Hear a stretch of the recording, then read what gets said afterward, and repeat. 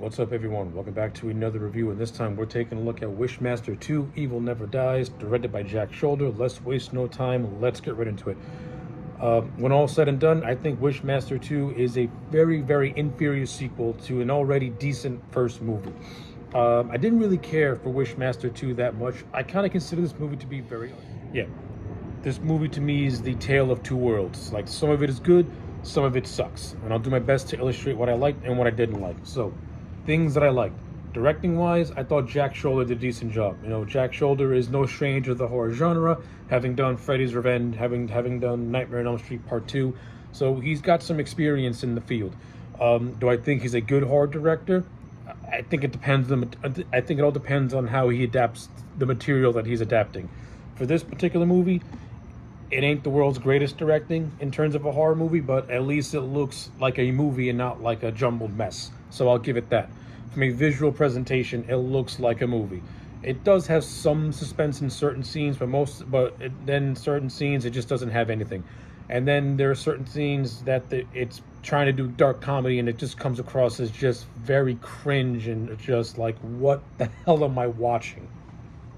Yeah, I think Jack Shoulder's directing, without saying any more, can be very uneven in this movie, and I'll leave it at that. In terms of the cast, with the exception of Andrew Divoff, who once again puts in a very fun and awesome performance as the Wishmaster, the cast is extremely uneven. You have the new lead character's name, Moranga, I think, or Morgana. The movie starts off with her doing a robbery that goes all the wrong ways, and she accidentally unleashes the Jinn because of this botched robbery. And like in the first one, because she unleashed the Jinn, she now has a psychic connection to him. So every time he steals a soul, it affects it. She sees visions of him. So yeah, you get that holdover from the first movie. But unlike the first movie, where I thought the character of Alex was actually very likable and actually had some intrigue, I think the character of Morgana is completely and utterly boring. I forget half the stuff that she does in this movie because I am just not invested in her. I think the actress is boring. I think her character is boring. To be honest with you, the priest named Greg is more interesting to me, because the movie gives little insight into his history, where he was like a former bad person who reformed himself by coming into a priest. I mean, I do like the idea of having a religious aspect to this movie, but I don't think this movie was smart enough or clever enough to actually make that to actually create that counterpiece to the Jinn, to the Wishmaster, who throughout the entire movie has been described as like a devil type of character. Like, I like the idea of good versus evil represent with the church versus the Wishmaster. This movie didn't have the creativity to actually make that to actually flesh that out. I think if you had a better director who knew what he was doing and a better writer, it could have worked. Honestly, truthfully, I think someone like a John Carpenter or a Wes Craven would have handled this sequel much, much better and really explored that theme, and it would have made for a much more interesting movie than what we ended up getting. Like, again, the idea is good, the execution sucked, and the character of Greg, of all the heroes, he's the best character in the entire movie, to me at least. I would have had the movie focus more on him than Morgana, who I thought was as bland as a bucket of water. She is no Alex in that first movie, and I'm not even saying that Alex was the world's greatest character either, but at least she had some intrigue to her. At least she had some ingenuity. The character of Morgana has none of that stuff. Again, and some of the supporting characters are also good too. You get Tim Lister, who makes an appearance as a prison guard warden. I like the rivalry that develops between him and the Wishmaster, when the Wishmaster takes the guise of Nathaniel Demarest, and he pretty much takes the blame for the botched robbery, and he's in prison, which is a gold mine of just souls to take. So, honestly, truthfully, with the exception of maybe a handful of scenes, the best stuff is just Nathaniel interacting with the inmates. I think him interacting with the inmates, him establishing relationships and rivalries, that's the best part of the movie. When the movie focuses on the Wishmaster, it's at its most interesting. Just seeing him manipulate people into making wishes. When it's focusing on Morgana and Greg, I don't find it to be as interesting. I kind of find it to be dragging its feet and being a little slow. and being very slow, actually. That's why I said it movie can be very uneven in terms of its pacing. Now, in terms of how the Wishmaster does wishes, listen, some of the wishes can be very creative. For example, there's a handful that I actually thought were actually pretty good. There's the prison guard warden making who wishes that he could fight the Wishmaster Compton style, and then unfortunately we don't get to see the fight. I think it would have been a very entertaining scene. We don't get that, but we see the aftermath of his skin being ripped off, and Demarest walking around in his disguise, helping this Russian mobster get out of prison.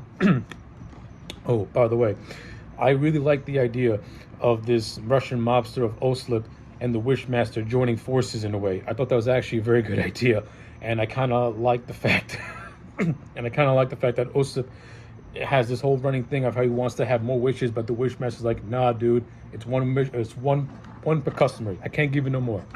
But I also like how Oslip tries to manipulate others into making wishes so that way he can get another wish that I like too. Is this guy called Butts, who's running a prison gang. He's doing whatever he can to try and get the Wishmaster to be intimidated by him, and then the Wishmaster turns his wish of wanting to get high on drugs into his men pretty much betraying him and kicking the crap out of him. That was nice. That was nice and clever too. But the one that I hate the most, and the one that I thought was absolutely retarded.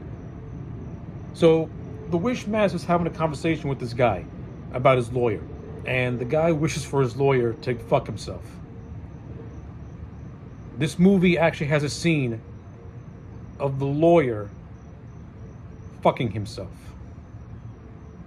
I repeat, a grown man wrote a scene of a lawyer fucking himself.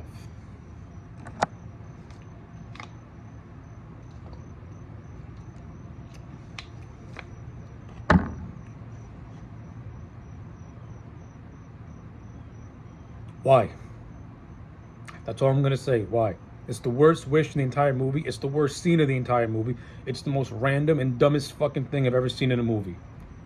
Really fucking stupid.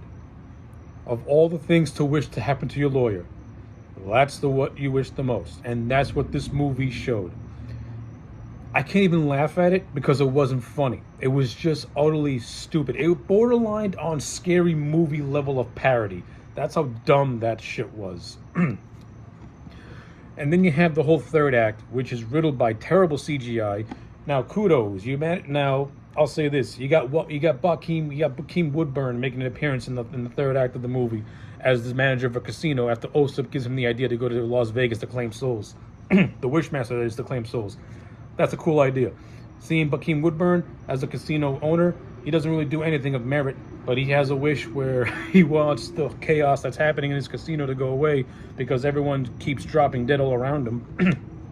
And then all of a sudden, the plagues of Egypt arrive in the casino with frogs and locusts, and oh my god, the CGI in this movie is goddamn laughable. I mean, the practical effects look good. I don't really care for the look of the Wishmaster in this movie. I kind of like how he looked in the first movie. He had more of a devilish, menacing look. In this one, it's a little bit. It seemed to me more streamlined in this one, and not as intimidating. Maybe, but it still looked good when you put it in the red hue of the hellish landscape. It looks pretty good. But when you see it out, it looks all right.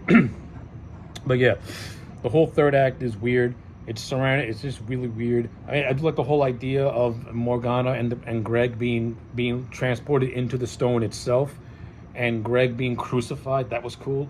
And the way the Wishmaster is defeated in this movie is Morgana saying this incantation in order to lock the Wishmaster back into the gem. I'll say this: at least they didn't do the whole repeat of. At least they didn't do the whole repeat of what Alex did in the first movie, where she wished the guy never got drunk the 2 days before the chaos.